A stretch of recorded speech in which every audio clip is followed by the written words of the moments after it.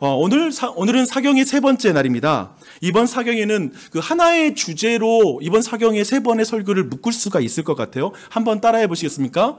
하나님 나라를 세우신다. 네, 이것이 이번 세 번 설교의 아주 중요한 주제입니다.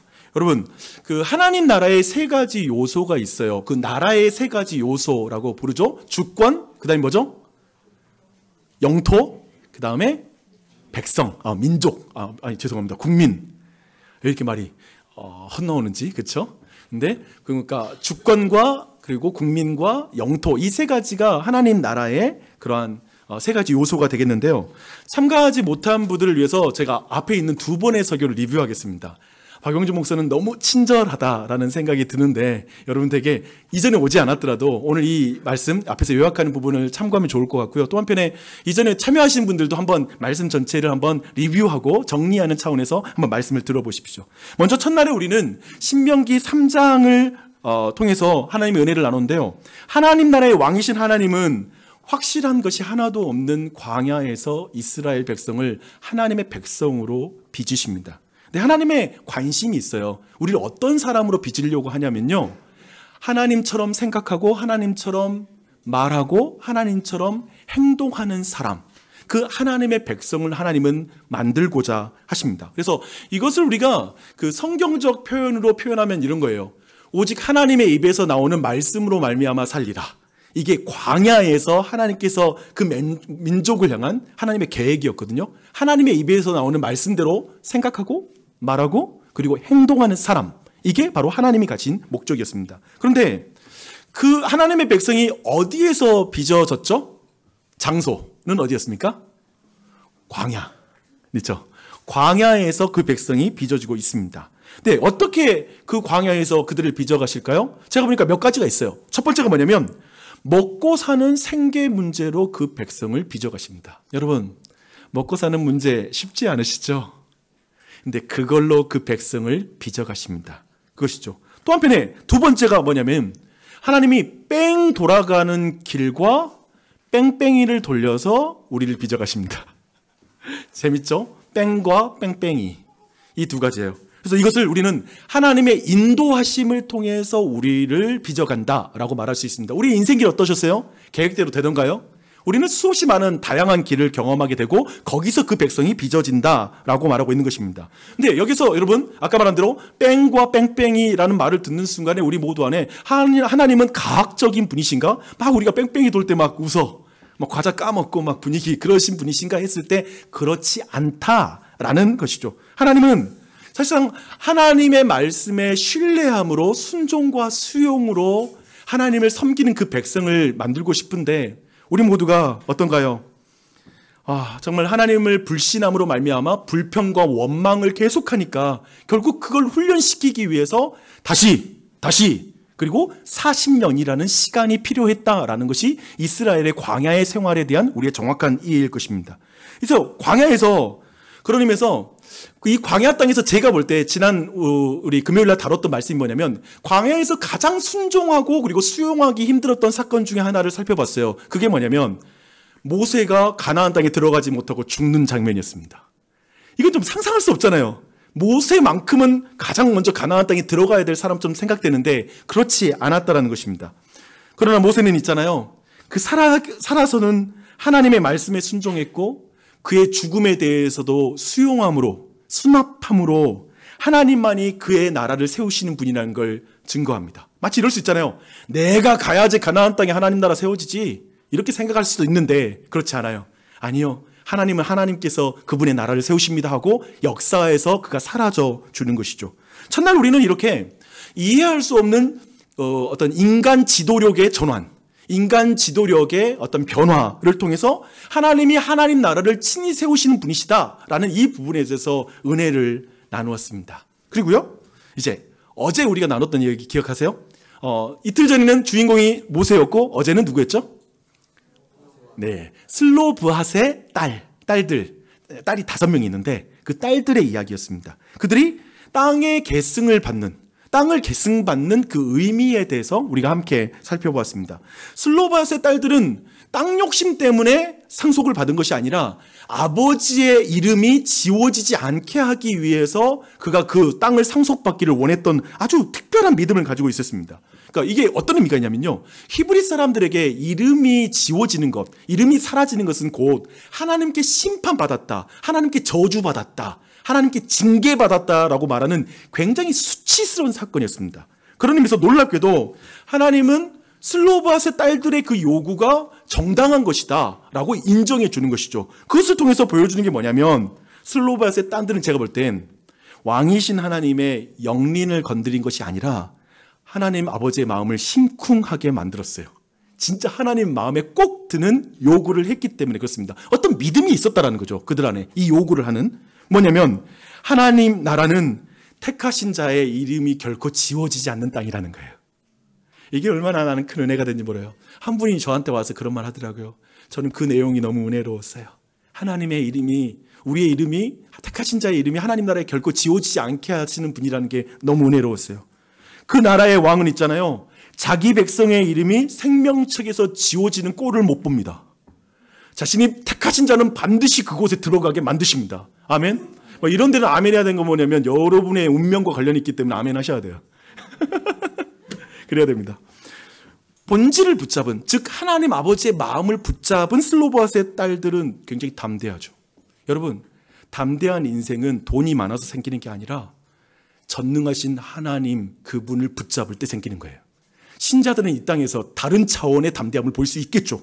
그래서 하나님은 그 맹랑함과 담대함, 저 여성임에도 불구하고 여자들은 원래 뭔가를 요구할 수 있는 그런 게 없었거든요, 그 당시에. 근데 그 맹랑함과 그 담대함, 하나님 아버지의 마음을 알기 때문에 나오는 그 담대함을 하나님이 너무 기뻐하시는 거예요.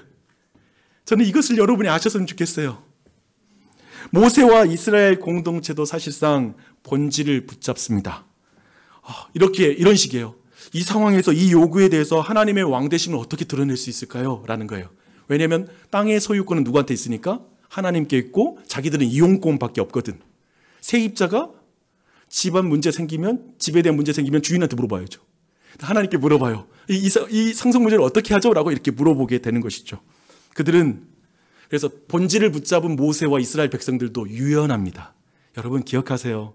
본질을 정확히 아는 사람이 유연해요. 대신 본질을 정확히 모르면 경직돼요. 바리새인들이 얼마나 경직됐는지 봐요. 예수 그리스도가 얼마나 유연한지 생각해 보세요. 굉장히 다르죠. 그 지점을 보여줘요. 땅의 주인이신 하나님께 물으며 창의적인 대안을 만드는 공동체가 되자라는 게 어제 우리가 함께 나누었던 말씀이었습니다. 제가 여기에서 지난 말씀들을, 두 번의 말씀을 좀 요약하면서 매우 개인적인 저의 이야기를 여러분께 드리려고 합니다. 사실 제가 지금 드리는 이야기는 매우 오늘 사경회의 말씀을 막 높이고 싶은 마음, 그 말씀이 내게 어떤 역사를 이루는지를 말하고 싶은 마음이기 때문에 다른 식으로 오해하지 않고 여러분이 좀 들어주셨으면 좋겠습니다. 요즘 제 주변의 사람들은 그 금지어가 하나 있습니다. 금지 단어가 뭐냐면 자의라는 단어를 저한테 사용하면 안 됩니다.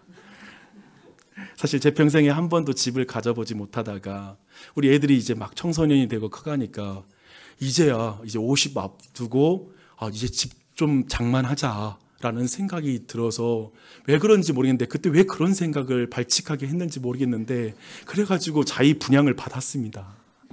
아이구나. 근데 그때 제 계산이 그거였어요. 보니까 생애 첫 주택 구입에 대한 금융 지원이 잘 돼 있더라고요. 그래서 제가 보니까 한 1% 정도의 이자로 한다면 어떻게든지 내가 하면 이게 좀 가능하겠다라는 그런 생각이 들었습니다. 그런데 좀 입주를 안 두고 지난 12월 정도인가요? 제가 한 가지 사실을 알게 되었습니다. 제가 분양을 받은 평형수, 좀 넓은 평형수를 했는데 그 평형수는 생애 첫 주택자금 금융의 대상이 아니더라고요. 된장. 연말 연초에 되게 사역이 작년 연말 연초 되게 많았어요. 제가 아마도 목회하고 이렇게 바쁜 적은 없었던 것 같아요. 그게 제일 중요하니까 다 미뤄뒀어요. 근데 이제 입주가 코앞으로 닥치게 된 거예요. 그래서 부랴부랴 1월달 돼가지고 이제 그 금융과 관련된 그런 서류 업무들을 이렇게 추진하기 시작했습니다. 근데 주택금융공사에서 요구하는 서류가 왜 그렇게 많은지 또 다 보냈는데 이게 미흡해요, 이건 미흡해요, 막 그러는 거예요. 그래가지고 나주 세무서에 진짜 거짓말하지 않고 10번 이상 간 것 같아요. 10번 이상 가서 여러 가지로. 왜냐하면 종교인 소득을 가지고 뭔가를 융자받는 게 쉽지 않아서 이 부분을 어떻게 신고할 건가 막 이런 게 복잡해서 변경하고 막 이런 것을 요구를 맞추느라고 되게 정신이 없었습니다. 근데 2주 전이었어요. 이렇게 대출 문제가 이제 막 오면서 시간은 다가오고 뭐 이자는 계속해서 나가고 있고 막 이런 상황 속에서 제가 이천에서 그 서울에 있는 한 교회 청년부 수련회 갔잖아요. 이제 거기 가는 길에 차 타고 이제 나주에서 이제 서광주인가요? 그쪽 톨게이트로 빠지는 길쯤 갔을 때 그냥 계속 이 생각하면서 약간 근심하는 마음을 가지고 있는데 갑자기 진짜 주님이 이런 마음을 주시는 거예요. 이런 마음을 종종 주는 건데 그날 왔어요. 이러시더라고요. 용주야, 걱정하지 마. 내가 책임진다. 내가 너의 주인이잖아. 너의 왕이잖아. 너 내 아들이잖아. 내 백성이잖아. 이런 마음이 든 거예요. 그래서 보통들은 저는 이런 마음 들면 내가 생각한 거야 하고 이렇게 물리치고 굉장히 바로 근심으로 다시 하는 우리 스타일이 다 그러잖아요. 우리가 뭐 그거 하고 지금 이상한 생각하네. 그러면서 계속 근심을 우리는 유지해 나가는 게 우리의 평정심인데 그날따라 진짜 그 마음이 내 안에 확 들어오니까 그 마음에서 막 이상한 감정이 평안으로 딱 바뀌는 경험들이 있잖아요. 그 경험을 그 시간 한 거예요. 진짜 하나님 역사하신 거죠. 그리고 얼마 후에 이제 서류가 다 제출되게 된 거야. 다 억셉트가 됐어. 받아들이게 됐습니다. 그리고 이제 거기서 이제 계산해 주기를 이젠 이 정책금융 자금과 은행 대출 딱 묶어보니까 딱 맞게 대출이 다 되게 된 거예요. 근데 이 상황이 되면 많은 교회들은 아멘이라고 말하더라고요. 근데 되게 감사하다. 아멘. 그렇게 감격했어요. 그런데 잘 들어보세요. 지난 화요일 오후 1시 저는 스타벅스에서 막 이렇게 하면서 제가 설교 준비를 열심히 하고 있었습니다. 근데 그렇게 하고 있는데 연락이 왔어요. 주택금융거사에서 왔는데 서류를 잘못 봐서 말했던 대출을 그 액수를 해줄 수 없다라는 연락을 받게 됐습니다. 그거 있잖아요. 그런 때 순간 아찔해지는 거 있잖아요. 막 템포 여러 일정대로 진행돼야 되는데 이게 이상하게 되면 너무 꼬이게 되잖아요. 하지만 차분한 마음으로 한 가지 좀 방법을 좀 생각해 보면서 그쪽에서 약간 신고 유형, 제가 소득 신고하는 유형을 좀 바꾸는 것들 이야기해서 그것만 좀 바꾸면 될라나 보다 하고 다시 세무서로 향했습니다. 향하는 차 안에서 우리 나주혁신도시에서 나주로 넘어갈 때 사거리 있잖아요. 그 고속도로. 근데 그 지점에 왔을 때 또 하나님의 마음이 또 임했어요. 주님이 이렇게 마음을 주시는 거예요. 용주야, 걱정하지 마. 내가 책임진다. 내가 너와 함께 한다. 너 내 아들이잖아. 너의 가족 내가 책임질게. 라는 마음이 확 들어오는 거예요. 그러니까 갑자기 그 생각이 내 안에 상상력, 제가 엄청 상상력이 좋거든요. 이번 소득 유형을 바꿈으로 말미암아 뭔가 더 많은 대출을 받을 수 있는 길로 열릴 것 같아. 하나님 일하실 것 같아. 야, 하나님 하시는 분이니까 도리어 기대가 되는 거예요. 막 그 가는 길이 막 설레고 약간 막 그런 기분까지 느낄 정도였어요. 근데 하나님이 함께 하신다는 믿음을 갖고 이렇게 서류를 딱 준비하다 보니까 중간중간 막 이거 요구하고 저거 요구하면 좀 짜증도 나잖아요. 그거 했잖아요. 뭐 그렇게 하면 되잖아요. 막 이런 마음도 들 수 있잖아요. 근데 세무서 직원하고 금융공사 직원하고 너무나 친절하게 다 통화했어요. 너무나 통화하다 보니까 어떤 일이 벌어지냐. 내가 워낙 자주 가다 보니까 이 직원들, 세무서 직원들이 나를 알아. 그래서 알아보고 인사도 해주시고 막 이렇게 반갑게 하는 이 정도 수준으로 됐는데 어떤 일이 벌어지냐면 내 사정 말하니까 세무서 직원이 막 도와주려고 그러는 거야. 내가 도와줄게요. 어떻게 해야 되지? 이러고 막 금융공사 직원도 더 많이 해드리고 싶은데 어떻게든지 해야 되는데 막 다들 걱정해 주니까 그거 있잖아요. 모든 우주가 돕고 있구나. 진짜 하나님이 역사하고 있구나 라고 이렇게 막 느끼면서 이제 하나님 진짜 역사하시겠다라는 생각이 너무 내 안에 드는 거예요. 이제 여기까지 이야기했을 때 이제 결과가 궁금하죠. 개봉박두. 목요일에 최종 결정이 났습니다. 금융공사를 통해서 저리로 정책자금을 빌릴 수 있다고 제가 예상한 금액이 있었거든요. 처음 그 사람들이 말한 금액이 있었어요. 그 금액의 4분의 1토막이 났습니다.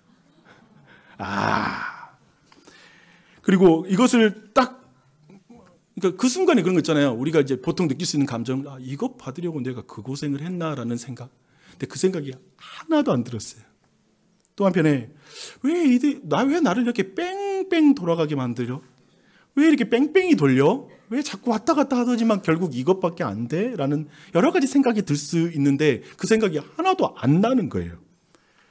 근데 여러분, 그 상황에 이런 생각을 했어요. 도리어 하나님, 이 상황에서 하나님이 우리 가정의 왕이신 것을 내가 어떻게 드러내야 합니까? 하나님이 내 인생을 책임지고 있다는 걸 나는 어떻게 감정적으로 표현해야 됩니까? 라는 이 생각이 내 안에 확 드는 거예요. 이 생각을 제가 했어요. 근데 이 생각은 여러분이 알다시피 박용주 목사가 굉장히 수준이 있거나 그 자연적인 감정에서 인생 살아보니 나오는 연륜에서 나올 수 없다는 거 다 아시잖아요, 여러분이. 목사라서 저런 생각할 수 있다, 저렇게 반응할 수 있다. 뭐 여러분 다 교회 생활 한 20, 30년 짬밥 먹으면 여러분 그래서 이 마음이 생기는 건 아니잖아요. 그렇죠? 제가 이런 마음을 갖게 된 건 사실은 뭐였냐면 사경회를 준비하며 지난 하루와 이틀에 그 말씀을 몇 주 동안 묵상했거든요. 그리고 최근에 와서 그 말씀을 계속 내 안에 묵상하며 나한테 적용했거든요. 근데 그 말씀이 나를 지켜줬던 것 같아요. 그 말씀이 나를 보호하고 이끌어갔다라는 생각이 들었습니다. 그런데 그게 지금 목요일 날에 일어난 그 일이잖아요. 근데 목요일 날 저녁에 반전이 있습니다. 그러니까 사실은 설교 준비에다가 또 막 중간중간 연락 오고 세무서 왔다 갔다 하는 이 과정이 쭉 한 주 동안 있었다고 생각해 보세요. 근데 목요일 날 다 끝났잖아요. 결과도 듣게 되고. 좀 너무 지친 상태에 집에 돌아갔는데 막내가 좀 문제가 있는 거예요. 그래서 이놈을 내가 1시간 이상을 붙잡고 혼을 내며 달래며 설명하면서 근데 좀 내 혈기까지 막 나오고 화를 내면서 걔한테 쏟아놓은 거예요. 그리고 나서 딸 중에 하나와도 크게 다퉜습니다. 그리고 그렇게 하자 옆에 있는 다른 딸이 그와 합세하여서 저를 공격함으로 또 거기에 들어갔어요. 근데 그렇게 다 끝나고 나니까 아이들과 대화가 다 끝나고 났을 때 깊은 죄책감이 밀려오는 거예요. 그리고 좀 화도 나는 거예요. 무슨 마음이었냐면 내일이 사경인데 왜 오늘 이 저녁에 꼭 이런 일이 벌어져? 왜 짜증나게 오늘 이 저녁에 이래? 일주일 내내 정말 수없이 많은 일이 있었고 난 너무나 힘든 일을 경험했고 그 과정 아무도 모르게 나 그거 잘 버텨왔는데 왜 오늘 내가 이렇게 무너져?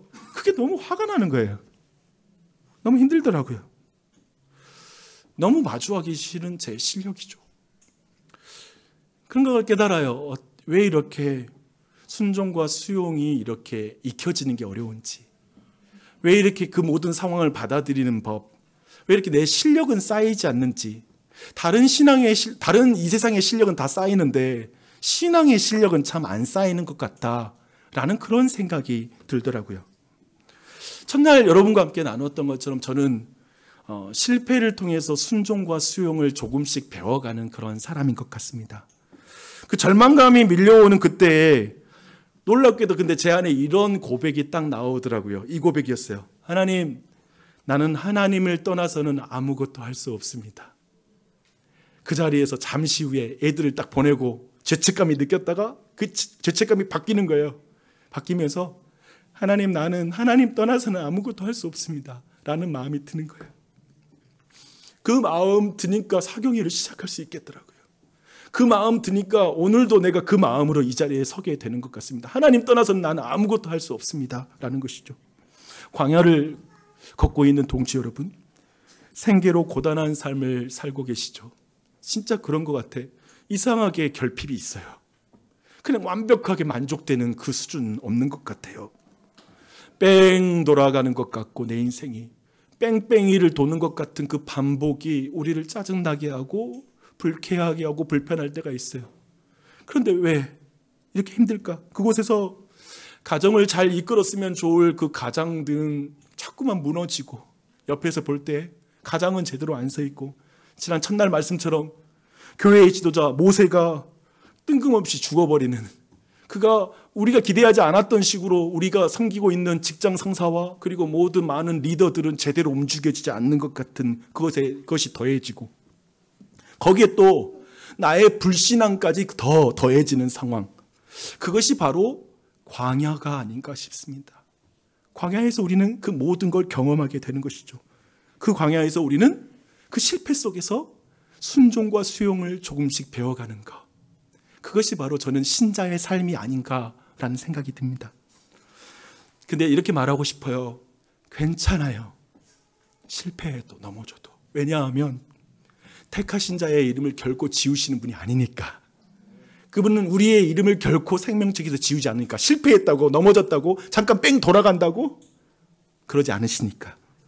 대출 관련해서 최종적인 결정을 통보받고, 이게 어디서 통보받았냐면 또 우리 빛가람동 나주시에서 빛가람동 들어오는 사거리에서 전화통화 딱 끝냈어. 아, 진짜 안 돼요? 아, 그래요? 네, 끊었어요.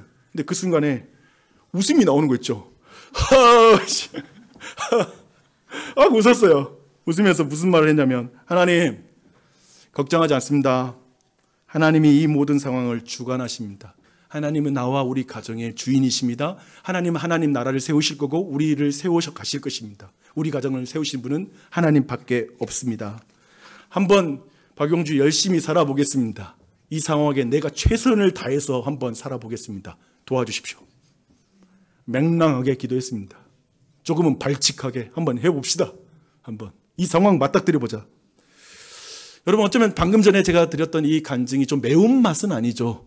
첫 번째에서 딱 안 끝나잖아. 그렇게 해서 더 많은 대출 받고 끝났어. 이런 거 간증하는 목사가 돼야지 교회 분위기도 그렇게 가는데, 지금 이런 식으로 간증하면 어떡합니까? 이거 지금 방금 들었던 말은 좀 우리 삶하고 비슷한데, 그거 약간 생각만 바꾸라는 말 같은데, 그거 심리적인 치료 아닌가요? 뭐 정신승리 아닌가요? 뭐 이런 식, 자꾸 이런 식이잖아. 우리가 기대하는 하나님은 그런 분 아니니까. 그렇죠? 그런 의미에서 문제가 산더미가 되어도 하나님이 내 삶의 왕이시라는 본질에 충실할 때만 나오는 담대함으로 나아가는 것도 하나의 간증이 될 수 있지 않을까. 그것도 신자의 삶의 하나가 아닐까라는 생각을 여러분과 나눠봅니다. 이제 오늘 본문에 들어가는데요. 이제 오늘은 하나님을 왕으로 인정할 때 우리의 욕망이 조정되어야 한다라는 이 지점을 여러분과 함께 말씀을 통해서 한번 살펴보려고 합니다. 오늘도 이제 땅과 관련된 이야기거든요. 저도 집과 관련된 이야기면 벌써 정신 번뜩해요. 근데 여러분 모두도 땅과 관련되면 우리 한국인의 DNA에서 굉장히 관심 많죠. 한번 이제 그런 관심과 텐션을 가지고 오늘 말씀 들어보겠습니다. 오늘 본문의 지금 배경을 좀 알려드릴게요. 제가 기본적으로 일타 강사가 된다는 마음으로 여러분께 설명드리겠습니다. 이스라엘 백성은 있잖아요. 미디안 광야에서 40년 동안 뺑뺑이를 돌다가 하나님의 말씀으로 이제 드디어 가나안 땅으로 들어가라라는 하나님의 명령을 듣게 됩니다. 근데 기록할 게 있어요. 하나님이 이스라엘 백성과 약속을 맺어서 주기로 한 땅은 요단 서편 땅이에요. 요단 서편 땅.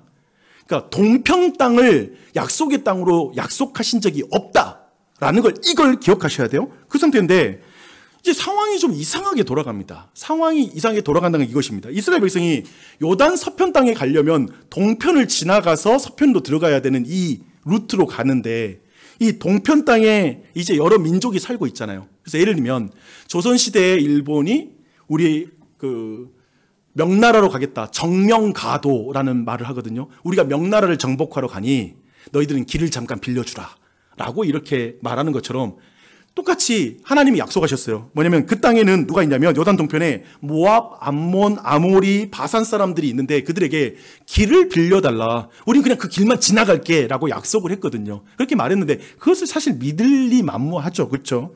그래서 그러나 이 과정 속에서 아모리 왕 시온과 바산 왕 옥이라는 그 왕들, 강력한 왕들이었는데 그들이 여호와 하나님의 약속을 믿지 못하고 전쟁을 걸어옵니다.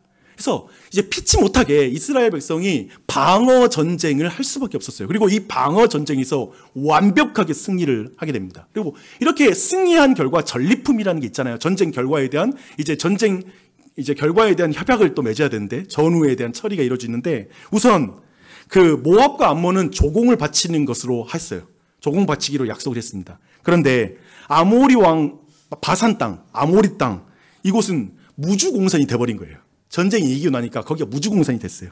그러니까 그런데 그럼에도 불구하고 하나님은 이 땅을 어떻게 해야 될지 이제 전혀 말씀을 안 한 상태입니다. 지금 전혀 말씀하지 않으셨어요. 그저 모두가 하나님이 약속한 땅은 서쪽이다라고 생각하고 그 동쪽 땅에 대해서 크게 생각하지 않고 이제 요단강 도하를 준비해야 되는 그런 시점이라고 보시면 돼요. 그 상황에서 지금 오늘 본문의 이 32장 사건이 거기에서 지금 벌어지고 있는 거예요. 그러니까 이 상황에 이제 이렇습니다. 야곱의 장남인 르우벤 지파와 갓 지파 대표들이 모세와 제사장 엘르아살과 이스라엘의 모든 대표들 있잖아요. 각 지파의 대표들이 모인 그 자리에 와서 굉장히 당돌함을 넘어서 충격적인 말을 해요. 이거 엄청 싸가지 없는 말을 하게 되는데 엄청난 말을 하게 돼요. 한번 여러분 이거 한번 제가 읽어드릴게요. 이제 요단 동편 땅을 설명한 다음에 주님께서 이스라엘 모든 자손 앞에서 정복하신 땅으로서 가축대가 많은 우리에게는 목축하기에 알맞은 곳입니다. 우리에게 좋게 여기신다면, 우리를 좋게 여기신다면 이 땅을 우리에게 주셔서 우리의 차지가 되게 하시고 우리는 요단강을 건너가지 않도록 하여 주시기를 바랍니다 라고 말합니다. 그러니까 특별히 여기 조금 32장 1절만 여러분 조금만 올라가면 사실 이런 요구를 직접 한 이유가 밝혀져요. 방금 전에 제가 색깔로도 칠했지만 그들에게 가축대가 많다라는 것이 그 땅을 달라는 이유인 거예요. 이렇게 표현하는 거예요. 근데 생각해봐요. 두 지파만 가축이 많았을 리가 만무합니다. 사실은 유다 지파 이런 건 더 큰 지파거든요. 전리품을 더 많이 취했으면 취했지 작을 리가 없거든요. 그런 의미에서 지금 이 두 지파에게 많은 것은 따로 있어요. 그들에게 많은 건 뭐냐면 가축과 요단 땅을 연결시키는 안목과 욕망이 더 많다라고 말하는 게 더 정확한 그들이 가지고 있는 더 많은 것이라고 생각할 수 있습니다. 생각해보면 요단 동편 땅은 모두에게 탐나는 땅이었음에 틀림없습니다. 하지만 다른 지파들은 약속의 땅이 저 서편이니까 지금 함부로 나서지 못하는 분위기 읽혀주시죠. 그리고 생각해봐요. 무주공사니까 이거 우리도 가지면 좋겠는데 하겠지만 다른 사람 좀 믿음 있는 사람은 말 안 하는 거예요. 왠지 느낌이. 그렇게 본다면 두 지파는 소유 욕구와 증식 욕구가 더 강했고 얼굴의 두께가 더 두꺼웠다라고 말하는 게 지금 이 지파를 우리가 평가할 수 있는 하나의 생각이 아닐까 싶습니다. 성경은 두 지파 안에 욕구가 있었다라는 건 숨기지 않아요. 그건 드러내고 있어요. 하지만 아직까지 그 행위에 대해서 평가는 하고 있지 않다는 걸 여러분 기억할 필요가 있습니다. 여러분 질문 있습니다. 여러분 이 두 지파의 행동이 여러분 눈에는 어떻게 보이세요? 좀 그래 보이죠? 몇몇 분이 거시기하다라고 말씀하셨고 몇 분이 충분히 밝히셨습니다. 그런데 성급하게 여러분 이 두 지파를 평가하시면 안 돼요. 여러분 함부로 평가하시면 안 돼요. 왜냐하면 이거 여러분이 너무 부정적으로 평가하면 여러분 평생 집 한 채 못 갔습니다. 아니면 지금 아파트보다 평수가 낮은 곳으로 빨리 이사하셔야 돼요. 이게 단지 그렇게 평가할 문제가 아니라는 거예요. 그런 의미에서 제가 여기에서 한 가지 중요한 개념 정리를 먼저 하고 다음으로 넘어가면 좋을 것 같아요. 그게 뭐냐면 욕구와 욕망의 차이를 한번 여러분 같이 좀 생각해 봤으면 좋겠습니다. 욕구는 뭐냐면 하나님이 창조 질서 안에서 하나님이 주신 본래의 필요, 본래의 니드라고 말할 수 있는 이것을 욕구라고 우리가 정의를 한다면 욕망은 뭘까요? 그 욕구가 죄로 말미암아 왜곡된 것, 그것이 바로 욕망이라고 우리가 정의를 한다면 이런 거죠. 예를 들면 그죠? 성욕과 식욕이 있다는 것 자체가 죄는 아니죠. 하지만 그 성욕이 자기의 허락한 그 아내가 아닌 다른 사람에게 풀려고 하면 그건 죄가 되겠죠. 그렇죠? 그런 방식인 거죠. 먹을 수 있는 게 참 많죠. 근데 마약을 먹으면 죄가 될 수 있겠죠. 뭔가 하나님 다른 것으로 지배당하는 것, 그것을 하나님 원치 않으니까 그럴 수 있을 거예요. 그렇게 본다면 우리 모두는 욕구와 욕망 사이 어디엔가에 살고 있다라고 말하는 게 맞는 것 같습니다. 때로는 욕구였는데 어느 순간 내가 그것이 욕망이 되어 있는 걸 보는 것이죠. 그런 의미에서 뭘 하느냐가 문제가 아니라 그걸 하는 사람이 어떤 마음으로 하느냐에 따라서 그게 욕망이 되기도 하고 아니기도 할 수 있는 부분이 있을 것 같습니다. 이제 우리는 이 두 지파가 요구한 것이 욕구인가 욕망인가를 한번 보는 거, 이걸 생각해 보는 것이 오늘 말씀의 큰 흐름이 될 것 같아요. 먼저 두 지파의 요구를 욕망이라고 보는 관점이 사실상 성경학자들의 다수는 이들이 매우 이기적이다라고 이렇게 평가하는 해석을 내놓습니다. 하지만 소수는 아니 그렇지 않다라고 이렇게 좀 더 긍정적으로 이들의 행동을 해석하는데요. 먼저 부정적으로 해석하는 그런 이유가 있어요. 이유가 왜 없겠어요, 여러분? 이유가 뭐냐면 모세가 이어지는 말에서 이들을 굉장히 부정적으로 평가하되 특별히 민수기 13장과 14장이 가데스 바네아에서 이스라엘 백성이 12정탐꾼 보고하면서 있었던 일이 있잖아요. 그 패역한 일, 그것과 연결시켜서 모세가 이 행동을 해석해요. 그래서 이건 부정적이라고 해석하는 사람이 다수가 있다라고 보시면 됩니다. 근데 우선은 요구하는 말 자체 여러분 한번 들어보세요. 충분히 여러분이 여기서 확신할 수 있을 거예요. 이렇게 5절에서 이러는 거예요. 우리를 좋게 여기시면 이 땅을 우리에게 주셔서 우리의 차지가 되게 하시고 우리는 요단강을 건너가지 않도록 하여 주시길 바랍니다 라고 말해요. 여긴 지금 두 가지가 있어요. 하나는 탐욕적이에요. 그렇죠? 특히 어떤 의미요? 요단강을 건너지 않겠다고 하는 말을 보니까 이들은 저희는 이 정복 전쟁에서 형제들이 피 흘릴 때 나는 양의 피를 흘려서 양고기 잡아먹고 있기를 원합니다. 말은 이런 식의 말을 하는 거죠. 거의 이런 표현이기도 하고요. 어떤 전쟁과 위험과 수고는 감수하지 않겠다. 우리는 빠지겠다라고 하는 말처럼 정확하게 들리는 거예요. 굉장히 불쾌하죠. 이것은 이기적인 것을 넘어서서 굉장히 심각한 건데 뭐냐면 우리는 이 땅만 차지할 수 있다면 이스라엘의 이론에서 빠져도 상관없다라는 말처럼 느껴지잖아요. 그렇죠?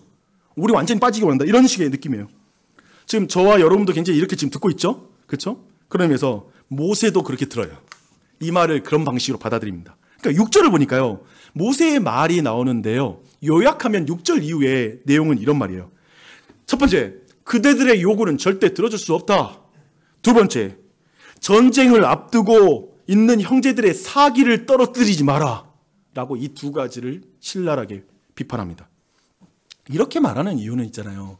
모세가 르우벤 지파의 이력을 조금 알고 있기 때문에 그렇습니다. 이 르우벤 첫째 아들 지파잖아요. 이 지파의 이력이 뭐냐면 과거에 광야에서 고라 자손이라는 그 자손들이 반역을 일으키거든요. 모세에게, 하나님께. 근데 그때 고라 당에 함께 속해서 반역을 일으킨 그 사람들이에요. 여러분 우리의 인생 가운데 경험하는 것들은 뭔가요? 이런 거 아니에요? 우리가 누군가의 심지어 헛소문이지만 그 헛소문이 돌 때에 그 사람에 대한 내 개인적인 경험 중에 하나가 거기 실수가 하나가 있다면 그 사람에 대한 실수가 있다면 우리는 거의 그 헛소문도 사실로 믿는 경향이 있어요. 그런 걸 경험하게 되죠. 그러니까 지금 이 상황이 그런 거예요. 과거에 르우벤 이력이 있잖아. 그냥 지금 하는지 보니까 바로 계산이 나오는 거야. 뭐 물어볼 것도 없어.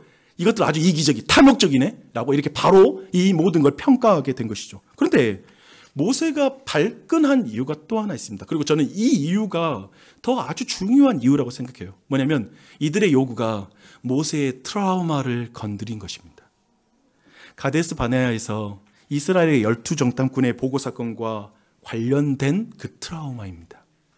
모세가 두 지파에게 한 말은 완전히 이제 여러분이 이걸 해석해 보면 제가 오늘 읽어드리지 않지만 이걸 쭉 보면 완전히 그 가데스 바네아의 사건과 이 사건이 똑같은 사건이다라는 걸 주의를 하는 거예요. 해석을 딱 해가지고 연결시키는 것으로 이 말씀을 하고 있는 것입니다. 저는 이 순간에 그 트라우마가 걸려지면 사람들이 어떻게 반응하죠? 막 떨잖아요. 막 떨듯이 저는 모세가 막 떨면서 막 마음이 막 급하고 두려움이 가득 차서 아마도 제가 볼 때는 오늘 말씀 되게 긴데 6절부터 15절까지가 모세가 쏟아놓는 말이거든요. 근데 이 말을 쉬지 않고 막 쏟아냈을 것 같아요. 제 생각에 그렇게 쏟아냈을 것 같아요. 근데 이런 거예요. 당신들의 동족 이스라엘은 전쟁터에 나가는데 당신들만 여기에서 머물러 살겠다는 말이요. 이 말이죠. 두 가지를 말하고 있죠. 먼저 전쟁하러 가는 형제들과 혼자 남아서 평안히 그렇게 누리겠다고는 이들을 대조해서 말하고 있죠. 두 지파가 이기적이고 분열적이고 지금 탐욕적인 요구 너희들 하고 있는 거야 라고 이렇게 말하는 거고요. 두 번째 뭐예요? 그들의 요구가 이스라엘 전체에 미칠 영향력이 너무 두려운 거예요. 왜냐하면 그거 있잖아요. 그 10지파의 정탐꾼이 보고 있을 때 그날 모든 민족에게 영향이 미쳤던 거. 그 말의 위력에 대한 두려움이 있는 거예요. 어찌하여 동족의 사기를 떨어뜨리려고 하느냐라는 이 말을 합니다. 근데 재밌어요. 40년 전에 두 지파, 에브라임 지파의 여호수아와 유다 지파의 갈렙을 제외하고는 다 올라가지 않겠다고 말했는데 이번에는 두 지파만 안 가겠다고 말하는 거야. 숫자를 딱 바꿔놓은 것 같은 되게 대비가 있어요. 하지만 이들의 이기적이고 분열적이고 탐욕적인 요구가 현실이 돼버리면 그래가지고 그들이 동쪽 땅에 머물러 버리게 되면 사실상 모든 지파가 가나안 땅에 들어가지 못한 그 결과는 똑같아진다는 거예요. 이해되세요? 똑같은 결과를 맞이할 수밖에 없다는 거예요. 그러니까 모세가 지금 이 모든 게 미칠 파급력이 너무 두려운 것입니다. 근데 그 모세의 이 두려움이 사실 오늘날에도 목회자의 두려움이요, 또 교회를 사랑하는 교우들의 두려움이 되지 않을까라는 그런 생각이 들었습니다. 오늘날에도 공동체 안에 이기적이고 분열적이고 탐욕적인 요구는 공동체 전체 안에 굉장히 영향을 미치는 것 같아요. 나만 생각하는 것, 아니면 몇몇 무리만 생각한다거나 어떤 그런 입장만을 자꾸 말하는 건 교회를 많이 깨뜨리는 것 같습니다.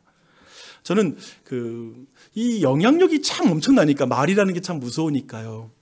근데 젊었을 때 제가 했잖아요. 이런 게 있었어요. 설교자들이 제 젊었을 때는 되게 그게 강했거든요. 긍정적인 말을 하십시오. 교회에서 부정적인 말은 아무도 하지 마세요 라고 이렇게 말을 하면, 저는 이 말을 좀 비판의식이 많았던 저는 어떻게 들었냐면, 저거 다 언론을 막으려고 하는 목사들의 기술인가 보다. 좀 웃으셔도 돼요? 그러니까 뭔가 말하는 자유를 뺏는 것 같은, 그래서 말하는 자유를 뺏는 모든 말은 악한 것이라는 생각이 들었어요. 이런 생각 때문에 목회를 하면서 제게 너무나 헷갈리고 힘들었던 주제는 뭐였냐면, 다양한 정당한 평가의 말과 분열적이고 편향적이고 탐욕적인 말을 어떻게 하면 다뤄야 할지를 모르겠는 거예요. 왜냐하면 저는 그것이 있었거든요. 되게 매우 개방적이고 모든 사람이 말할 수 있도록 모든 걸 오픈하고 모든 사람이 의견을 말할 수 있도록 다 들어주고, 그래서 매우 민주적이며 매우 개방성 있는 목회자가 되고 싶은 게 저에 대한 꿈이었어요. 나는 그런 사람이 돼야 돼 라는 생각을 갖고 있었어요. 그러니까 저는 언론을 막는 목사라는 평가를 끔찍히 혐오하는 목사였던 것이죠. 근데 여러분, 그런 제가 지금은 변했을까요? 오늘 말씀이 지금 이 부분을 말하고 있으니 이 정도 말할 정도는 변했습니다.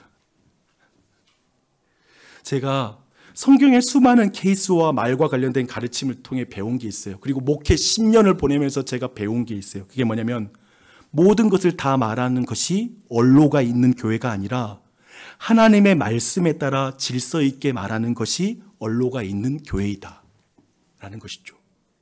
항상 성경은 말하죠. 너의 입술에 파수꾼을 세워라. 그렇다면 모든 것을 말하는 것이 어떤 개방적인 교회가 아니라, 교회는 할 말씀이라는 언로, 하나님의 말씀이라는 그 말의 길을 따라서 내가 말해야지 라고 하는 것이 교회이다 라는 걸 이제 깨달으면서 지금 이 시간에도 그렇게 설교를 해봅니다. 주 안에 사랑하는 여러분, 여러분은 말로 누군가를 아프게 할 수도 있고 치료할 수도 있습니다. 교회를 세울 수도 있고 교회를 무너뜨릴 수도 있습니다.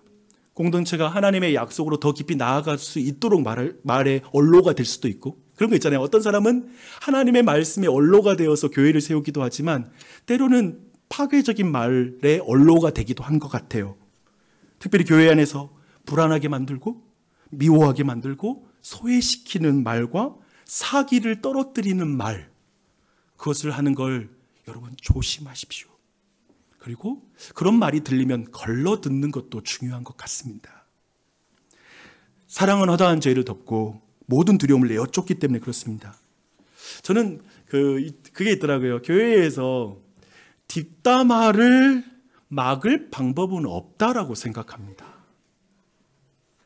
다만 교회는 하나님의 말씀과 하나님을 사랑함으로 허다한 죄를 덮어주는 그 말을 하는 사람이 많아지게 하는 것이 다른 것을 이기는 방법이라고 믿습니다. 40년을 보내고 10대 2가 2대 10이 됐어요. 이게 건강한 교회가 아닐까. 결국 믿음의 말을 하는 사람이 많아지는 것, 그것이 진짜 건강한 교회가 아닐까라고 생각이 듭니다. 이제 따라와. 이제 다시 돌아와서 이제 모세의 이어진 말 들어보십시오. 내가 가데스 바네아에서 당신들의 아버지들더러 그 땅을 살펴보고 오라고 하였을 때, 당신들의 아버지들도 그렇게 하였어. 그들은 기껏 에스골 골짜기까지 올라가서 그 땅을 둘러보고 와서는 이스라엘 자손의 사기를 떨어뜨려 주님께서 주신 그 땅으로 들어갈 수 없게 하였어. 40년 전에 어떤 일이 벌어졌죠? 비옥한 땅이 축복으로 보이지 않을 만큼 가나안 땅에 있는 거인 족속들이 커 보였죠. 두려웠습니다. 그런데 이번에는 가나안 서편 땅이 하찮게 보일 정도로 동편 땅이 비옥하게 보이는 거예요. 한 번은 거인의 유혹 앞에서 무릎을 꿇었고, 한 번은 비옥한 땅의 유혹이 너무 달콤해서 거기에 넘어가는 것이죠. 결과는 똑같아요. 그 땅에 들어갈 수 없게 만드는 것이죠. 모세는 너희들은 그 40년 전의 정탐구가 똑같다라고 이렇게 외치고 있는 거예요. 여러분, 사단은 교회를 어떻게 무너뜨립니까? 사단은 교회를 위협과 유혹으로 무너뜨립니다. 둘 다 동일한 결과를 만듭니다. 그 결과는 끔찍했습니다. 한 세대가 40년 동안 광야를 돌다가 사라졌어요. 아마 200만이 넘었을 거예요. 200만이 넘는 사람이 광야에 죽어갈 때 모세가 그게 평생 트라우마인 거예요. 내 가족, 내 사랑하는 사람들이 죽어갈 때마다 그 일만 없었다면 이라는 말이 막 마음에 올라오는 거예요. 얼마나 트라우마가 되겠어요. 사랑하는 사람이 잃는다는 건 우리 모두에게 고통이잖아요. 지금 그것과 관련이 있는 거예요. 그런데 지금 그것을 지금 르우벤 지파와 갓 지파가 와가지고 그걸 건드려 버리는 거죠.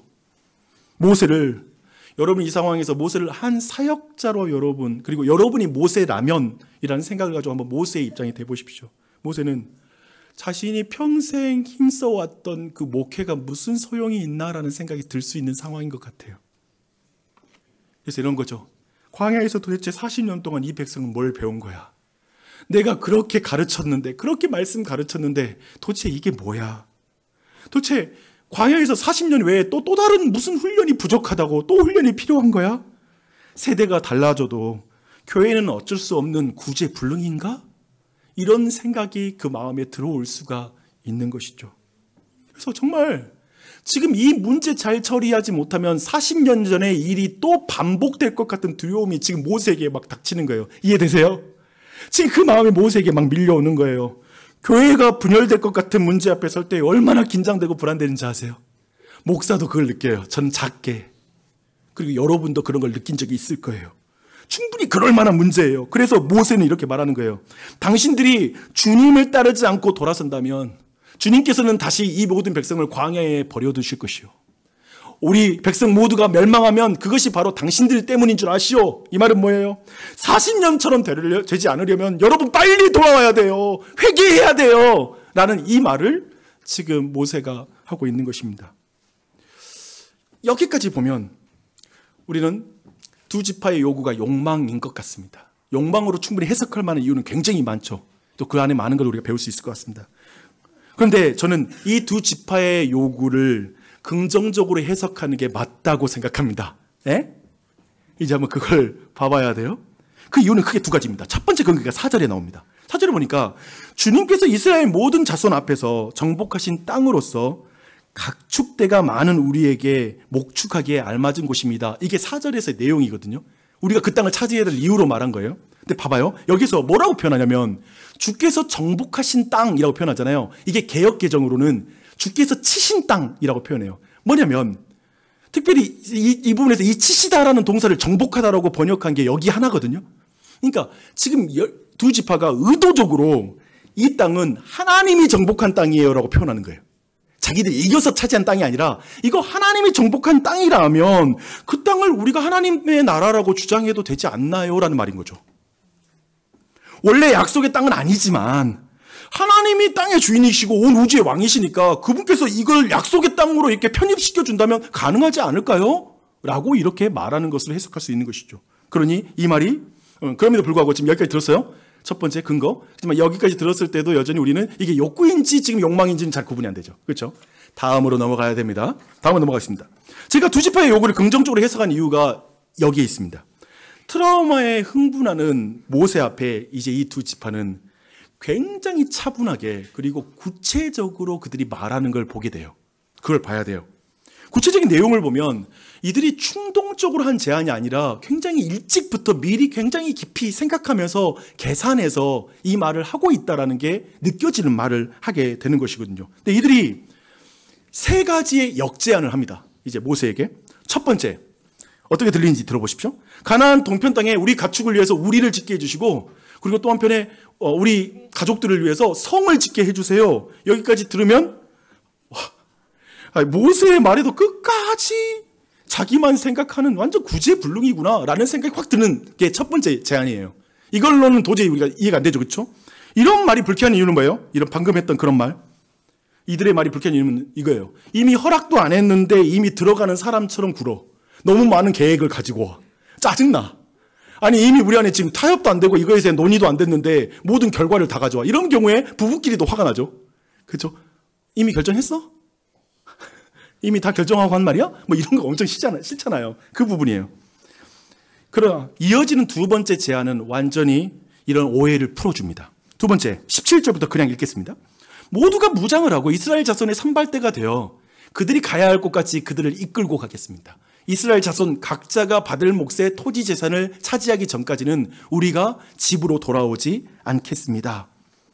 가축과 가족들은 요단강 동편에 둘게요. 건너가지 않겠지만 자기와 즉 자기 지파의 모든 장년들은 전쟁할 수 있는 사람들은 군인들로 족속들은 가나안 서편 땅 정복 전쟁에 참여하겠다고 말합니다. 그것도 어떻게? 선발대가 되겠다. 맨 앞에서 싸우겠다라고 말을 해요. 여러분 상상이 되죠? 이게 무슨 말인지. 가장 많은 피를 흘릴게요. 가장 많은 희생을 감수할게요. 라는 말인 것이죠. 그리고 그들은 땅을 가장 먼저 받겠지만 그 땅을 누리는 것은 가장 나중에 누릴게요. 라는 말까지 해요. 어때요? 오해가 풀리고 계시죠? 그들은 형제들이 가나안 서편 곧 약속의 땅에서 안식을 하지 않은 채로 자기들만 동편 땅에서 잘 먹고 잘 사는 것에 우리는 관심 없어요. 우리는 결코 그렇고 싶지 않아요. 우리는 이스라엘의 일원으로 머물 거예요. 라는 말을 지금 이 표현으로 분명하게 하고 있는 것이죠. 이게 두 번째 제안입니다. 이제 세 번째 제안을 볼게요. 19절입니다. 또한 요단강 동쪽 해 뜨는 쪽에서 우리의 몫의 토지를 재산으로 차지하였으나 요단강 서쪽에서 우리 땅을 재산으로 나누어 받지는 않겠습니다. 라고 이렇게 말합니다. 그러니까 원래 그들에게 서쪽에 지분이 있는 거잖아요. 그렇죠? 근데 그걸 안 받겠다는 거예요. 그렇게 말하므로 자신들은 지금 특권을 요구하는 게 아니다. 여기에 더해서 또 다른 걸 요구하면 특권이 되겠지만 그 땅 포기하겠다고 말하므로 특권을 요구하는 게 아니다라는 걸 말하는 것이죠. 그들은 공동체의 하나됨을 깨뜨릴 마음이 전혀 없는 거예요. 여기에서 요단 동편을 요구한 두 지파의 고민이 엿보이지 않으세요? 그들이 깊이 하나님 나라와 하나님 나라에서 개인의 욕구, 지파의 욕구를 어떻게 구현시켜야 되는지에 대한 깊은 고민, 그런 모든 과정이 엿보이게 됩니다. 그들은 어떻게 해야 동편 땅을 선택함이 특권이 되지 않을 뿐더러 어떻게 해야 형제들과 평등해질 것인가를 깊이 생각하고 있는 거예요. 그래서 우리에게 보여주죠. 그래서 근데 저는 여기까지 근거를 말했죠. 긍정적으로 보는 하나 더 있어요. 조금만 참아요. 지금 잠깐 점심 먹고 오실 분은 지금 나갔다 오십시오. 농담이고 거의 다 왔어요. 진짜 오늘 사경이라서 원래 진지게 설교는 끝났습니다. 근데 오늘 조금 길어지는 것을 기억해 주시고 더 보십시다. 왜냐하면 말씀이 너무 좋지 않으세요? 최종적으로 이 두 지파는 모세와 다른 지파의 지도자들 앞에서 나와서 묻고 있다라는 게 제가 볼 때 너무 중요해요. 공동체 앞에 묻고 있다. 자신들의 요구가 욕망이 아니라는 걸 드러낸 거예요. 어쩌면 이런 거예요. 안 들어줘도 상관없다는 거예요. 저는 이 장면을 보면서 제게 배운 게 있어요. 뭐냐면 진심은 과정에서 드러난다 라는 것입니다. 그들이 이렇게 희생적인 계획, 또 한번 생각해 보세요. 희생적인 계획을 세웠고 공정까지 깊이 생각해서 치밀한 계획까지 다 세웠으니 받아주세요. 이 정도면 받아주셔야죠 라고 요구하는 게 아니야. 이렇게 할게요. 결정 안 해요. 근데 사실 너무 희생적인 계획 세웠잖아요. 저 같은 경우 이거 전문가인데 내가 희생하는 계획 다 세워. 그리고 나서 이렇게 할게요. 쿨하잖아요. 아무것도 안 받을 게 없는데? 이런 식으로 할 수 있잖아요. 사람이란 게. 그러지 않아요. 그렇게 하는 게 아니라 물어봐요. 공동체 앞에 물음으로써 문제 해결을 갖는 거예요. 이건 굉장한 수준이에요. 굉장한 거예요. 이들의 말은 트라우마 공포심을 느끼고 있는 모세에게 웃으면서 이렇게 말하는 것처럼 들리는 말인 거예요. 한번 들어보세요. 내 주 모세요. 너무 걱정하지 마세요. 저희들 부탁 안 들어주셔도 돼요. 당신이 내린 결정 내리시면 그대로 따라갈게요. 근데 다만 저희가 이렇게 했는데 이렇게 했으면 하는데 한번 들어봐 주실래요? 들어보시고 이 땅을 저에게 주실만 하시거든 주시고 안 그렇다면 괜찮아요. 그냥 다 거둬가도 돼요. 이 땅 안 주신다고 해도 상관없습니다. 저 서쪽 땅 주셔도 돼요. 이런 느낌인 것 같습니다. 여기에 하나님이 어떻게 대답하실까요? 20절부터 그대로 읽을게요. 그러자 모세가 그들에게 대답하였다. 만일 당신들이 말한 대로 한다면 당신들이 전쟁에 나가려고 주님 앞에서 무장을 하고 주님께서 그 대적들 그 앞에서 몰아내실 때까지 당신들 모두가 무장한 채로 주님 앞에서 요단강을 건넌다면 그 땅이 주님 앞에서 정복되는 날 당신들은 돌아갈 수 있고 주님과 그 이스라엘에 대한 당신들의 의무에서 벗어날 수 있어. 그리고 지금 이 땅은 주님 앞에서 당신들의 소유가 될 것이오. 그러나 만일 당신들이 이렇게 하지 않으면 당신들은 주님께 죄를 짓는 것이요. 이러한 죄를 짓고서는 당신들이 절대로 그 죄에서 벗어나지 못할 줄 아시오. 하나님은 있잖아요. 우리 쿨한 하나님 허락합니다. 나는 오늘 이분 소개하고 싶었어요, 여러분한테. 쿨한 하나님. 두 지파의 발칙한 제안에 수용해요. 우리 그런 거 있잖아요. 여러분 회사 사장님도 수용 안 할걸요? 자기가 세운 것에 대한 흠집 준다고 생각하니까. 우리 하나님 전능자가 수용해요. 그런데 여기서 주목할 건 뭐냐면 이 방금 읽었던 말씀에서 주목할 건 뭐냐면 주님 앞에서라는 그 단어가 반복되는 거 보셨어요? 여기 말씀 32장에만 7번 반복되는 말이 뭐냐면 주님 앞에서라는 말이에요. 근데 사실 이 주님 앞에서라는 의미가 뭐냐면 언약궤 앞에서 선봉을 쓴다라는 의미를 담고 있어요. 1차적으로는. 근데 그 말은 뭐냐면 원래 언약궤 앞에는 누가 가냐면 유다 지파가 가거든요. 가장 강력하고 언약의 후손, 나중에 예수님이 그 후손을 오실 그 지파가 앞에 서는데 정복 전쟁에서는 어떻게 되냐면 루벤과 갓 지파가 선봉에 서는 거예요. 그 자리에 서게 될 거야. 근데 이 부분이 이런 실질적인 의미뿐만 아니라 주님 앞에서라는 이 의미는 뭐냐면 철저하게 하나님의 말씀, 하나님의 임재 앞에서 나아가라. 어떤 의미에서 너의 욕구는 오직 하나님의 말씀에 순종하고 하나님 말씀 앞에서 조정되고 하나님의 임재 앞에서 조정되는 게 너의 욕구야. 그리고 그렇게 하나님의 나라가 이루어지는 거야 라는 걸 말하는 것처럼 주님 앞에서를 지금 강조해서 우리에게 말해주고 있는 것이죠. 네, 이제 이 모든 말씀 좀 정리해 보도록 하겠습니다. 두 지파, 이제는 저를 좀 보시면서 두 지파가 보여주는 게 뭔 것 같아요? 사실 저는 개인적으로 많은 그리스도인들의 깊은 고민, 인생의 하나님의 사람이라면, 여러분들이 진지하게 하나님 나라를 기대하는 사람이라면 스스로 굉장히 고민하고 있는 지점을 여기에서 잘 말하고 있다고 생각합니다. 우리가 가진 욕구와 하나님의 나라는 어떻게 조화를 이루어야 할까? 우리 모두 욕구가 있잖아요. 내 개인의 부르심과 공동체의 부르심, 하나님 나라는 어떻게 조화를 이룰 수 있을 것인가? 라는 이 주제가 여기에 흐르고 있죠. 두 지파는 그것을 굉장히 잘 보여줍니다. 두 지파는 어떤 의미에서 욕구로 시작했지만 그 욕구가 하나님 나라와 하나님의 언약에 부합하게 되려고 할 때 해야 될 모든 고민들을 우리에게 알려주고 있는 것이죠. 그 방법들을 우리에게 알려주고 있어서 우리 인생이 굉장히 중요한 가르침이에요. 자기가 원하는 것을 수단과 방법을 가리지 않고 이뤄내는 것이 행복이다라고 말하는 이 세상의 가르침이 아닌 거죠. 내 욕구가 하나님의 언약에 부합하는 것으로 끝나지 않아요. 제가 교회에서 그리고 신앙생활하며 배운 게 뭐냐면 이거 다 하나님의 일이잖아. 하나님 일이자고 말하면서 자기 멋대로 하면 문제 생기더라고요. 이거 다 하나님의 영광을 위한 거잖아. 이런 말을 쓰거든요, 꼭. 나 하나님의 사랑해서 하는 건데? 이런 말. 근데 그래서 다른 사람 미워할 수도 있어요. 재밌죠. 그래서 하나님의 언약 안에 부합한다고 하는 것으로 끝나잖아요. 또 한편에 하나님 나라의 질서와 조화가 이루어지는 거예요. 봐봐요. 자신들의 욕구와 그 부분을 모세 앞에서 그리고 그 여러 회 안에서 대표들의 모임에서 내놓잖아요. 어떻게 할까요? 라고.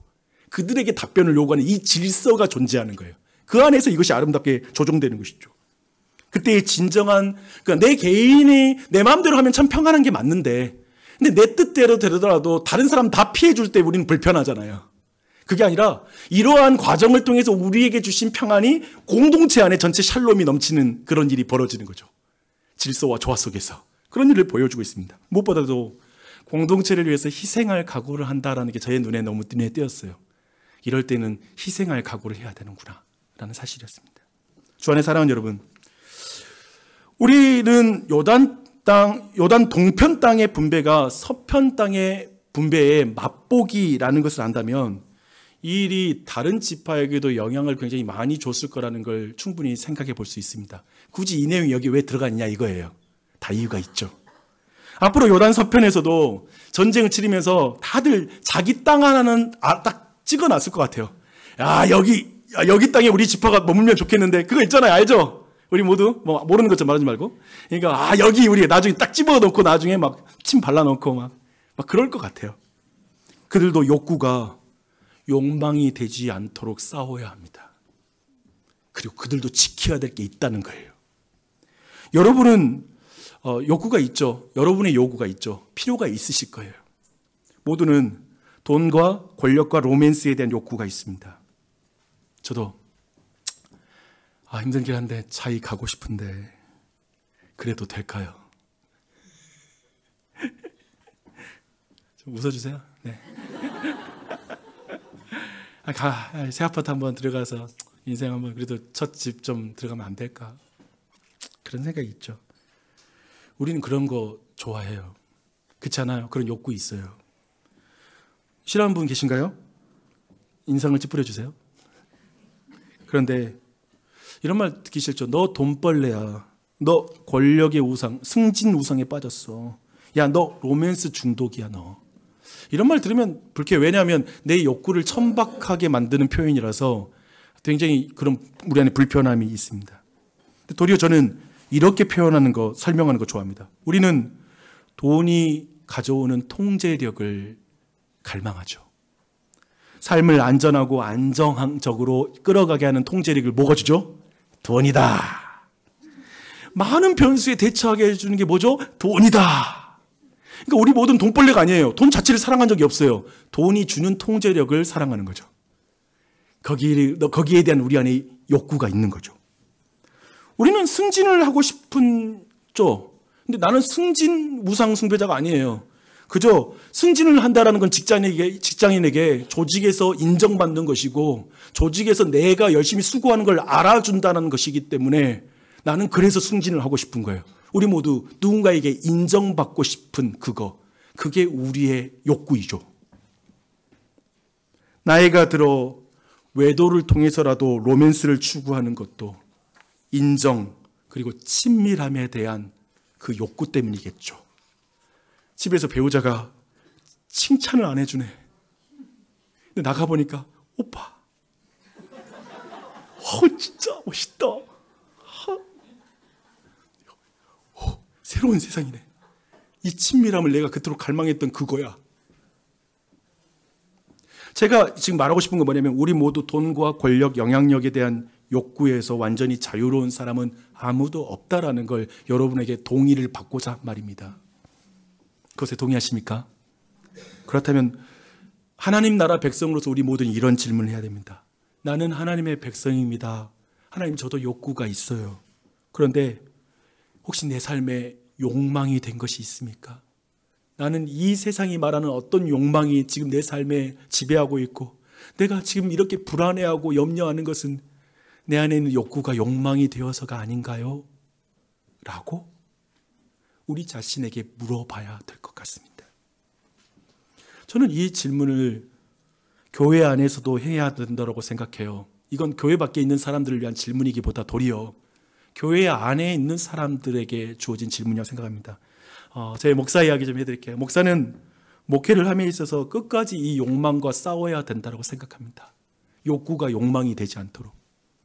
목회를 할수록 어떤 목사님이 제일 존경스러운 줄 아세요? 제가 어떤 목사를 제일 존경하냐면 큰 교회 목사. 아니요. 큰 교회 목사 되게 별로 존경 안 해요. 물론 존경 안 해요라고 말하면 안 돼요. 그것으로 존경하진 않아요. 교회가 크다고 해서. 또 한편에 작고 건강한 교회의 목사를 존경할까요? 아니요. 마지막으로 몇 명 되지 않은 그 어르신들을 데리고 평생 20년, 30년 목회를 하다가 시골교회에서 은퇴하신 목사님 제가 존경할까요? 존경하는 부분이 있긴 한데 그것 때문에 존경하는 거 아니에요. 제가 보니까 그래요. 교회가 크던 작던 결국에 보상 심리에 갇힌 목회자 많이 봤습니다. 작은 교회에 은퇴하고 나서 그렇게 한이 맺힌 분 많이 봤어요. 거기에서 상처 가지고 있는 분도 많이 봤어요. 반대도 있겠죠. 스캔들의 유무와 상관없이 욕망은 다양한 방식으로 표출되고 있구나라는 것을 저는 경험했습니다. 그런 면에서 저는 앞으로 욕망과 싸워야 합니다. 저를 위해서 기도해 주십시오. 수많은 보상 심리와 저는 싸워야 됩니다. 그 보상 심리 중에 제가 박영주 목사가 가장 힘들어하는 보상 심리는 이겁니다. 제가 나주혁신 장로교회를 사랑한다라는 걸 교인들이 인정하는 거. 저 이거 인정 엄청 받고 싶어요. 나중에 전별금 안 줘도 되는데 그러지는 말고 전별금을 안 줘도 되지만 내가 이 교회를 사랑하지 않았다라고 하는 말을 듣는 건 나에게 가장 큰 두려움이 될 것 같아요. 진짜 그러지 않았거든요. 나는 내 찬란한 30대와 40대를 갈아 넣었다라는 공로의식과 치열하게 싸워야 합니다. 욕망과 싸우지 않은 목사들을 본 적 있으십니까? 제가 볼 때 많은 교인들이 그런 말 하더라고요. 너무 추해요. 너무 추해요. 근데 이게 목사만의 싸움일까요? 우리 교회에도 이런 말 할 수 있지 않을까요? 우리 교회는 초기 멤버들이 인생을 갈아 넣어서 이렇게 선 거예요. 아니, 젊은 세대들이 우리 교회는 많이 희생해서 이 교회에 이렇게 세워진 거라고. 그들의 인생 갈아 넣어서 이 교회가 이만큼 왔다고. 그렇게 생각하는 분들이 계시다면 여러분의 욕망과 싸우십시오. 하나님 나라는 하나님이 세웠지. 그리고 하나님의 교회는 하나님이지. 목사도 아니고 여러분도 아닙니다. 믿으십니까? 아멘. 그 보상심리가 여러분을 영적인 괴물로 만들 것입니다. 마치 교회를 내가 가장 사랑하는 것처럼 생각하게 만들고 내가 이 교회를 지키고 있고 내가 이 교회를 세운 것인 양 생각하는 순간 그건 욕망에 사로잡힌 것입니다. 이 욕망과 싸우십시오. 그런데 지금 저는 첫 번째로 이 적용으로 욕망과 싸우라라는 거 첫 번째라면 전 두 번째 이 부분만 하고 이제 정리할게요. 여러분 오늘 본문 교훈은 그것만이 아니에요. 그리고 제가 사실은 오늘 말씀 제목은 여기와 관련이 있어요. 저는 이것을 강조하고 싶습니다. 놀랍게도 하나님은 두 지파의 욕구를 허용한다는 거예요. 내 욕구를 허용하는 하나님에 대해서 생각해 본 적 있어요? 심지어 하나님이 하신 약속까지 무너뜨리면서 요단 동편 땅까지 줘버리는 거야. 쿨해. 여러분이 하나님에 대해서 인식은 그런 거여야 돼요. 우리가 생각하는 하나님, 교회 다닌 건 뭐 하지 마. 늘 소극적으로, 그래도 너는 참아야 돼. 어때야 돼. 이런 것에 가득하죠. 근데 거기만 있는 게 아니에요. 물론 죄를 부인해야죠. 하지만 그것만 있는 게 아니에요. 이런 하나님, 이런 쿨한 하나님이 우리의 왕이시기 때문에 기독교인들은 저는 세 가지의 성품을 한번 생각해 봤어요. 첫 번째, 호방함. 여러분 이런 표현 들었어요? 그리스도인이 호방한 그리스도인이 돼야 돼. 도량이 넓고 시원시원하며 작은 일에 얽매이지 않고 좀 툭툭 치고 나가는 그런 호방함이 있는 그리스도인이 돼야지. 또 한 가지, 맹랑한 그리스도인. 본질이 가져온 그 자유 때문에 본질을 붙잡으니까 훨씬 더 이 세상이 말하는 패턴대로 안 따라가므로 말미암아 엉뚱하고 당돌한 맹랑함이 있는 거야. 계속 이 세상에 순응하고 그냥 순종적이면서 네네 겸손 이런 식으로 가는 신앙이 아니라 죄송합니다. 굉장히 앞에서 제 목소리에 굉장히 거부감을 너무 제가 맹랑하게 표현했습니다. 진짜 어떻게 해야 될지 모르겠네요. 근데 세 번째는 이거예요. 오늘 말씀 제목처럼 발칙한 그리스도인입니다. 발칙함.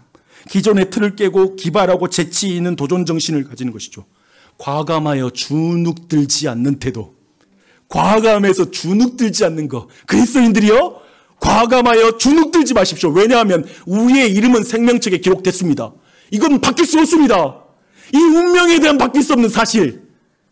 그분이 있으니 두려워하지 마세요. 왜냐하면 우리 왕이 자녀들을 그렇게 성장하기를 원하기 때문입니다. 제가 볼 때 여러분 중에 어쩌면 정상적인 부모라면 저는 여러분의 자녀들이 어떻게 컸으면 좋겠다라고 생각하는 그 세 가지의 그것을 알고 있습니다. 내 애가 호방했으면 좋겠어. 맹랑했으면 좋겠어. 이 아이가 좀 발칙한 법도 알았으면 좋겠어. 나는 이걸 여러분이 매우 지금 그러지 못한 사람일지라도 도리어 애들만큼은 그렇게 컸으면 좋겠다라고 생각하는 분이 계실 것 같아요. 물론 이 자리에는 모난 돌이 정 맞는 거야. 조심조심 살아라. 튀지 마. 이런 분도 계시겠지만 그러지 않을 수도 있겠죠. 저는 그렇게 키우고 싶지 않아요. 저는 모든 그리스도인과 교회에게는 노트 성경이 우리 앞에 있다고 생각합니다. 노트 성경이 뭐냐면요, 성경이 딱 있고 옆에 글을 쓸 수 있는 빈 여백이 있는 성경입니다. 여러분, 우리의 욕구는 분명한 한계가 있습니다. 주님 앞에 있어야 됩니다. 말씀 안이라는 한계에 있어야 됩니다. 그래서 우리는 그 성경에 하나님의 말씀에 형광펜 칠하고 밑줄 긋고 막 강조하는 거 상관없어요. 하지만 우리의 욕망으로 하나님의 말씀을 변개할 수는 없어요. 바꿀 수는 없어요. 뺄 수는 없어요. 더할 수는 없어요. 믿으십니까? 우리의 욕구는 하나님의 말씀이라는 한계에 두십시오. 그분의 말씀 앞에 세우십시오.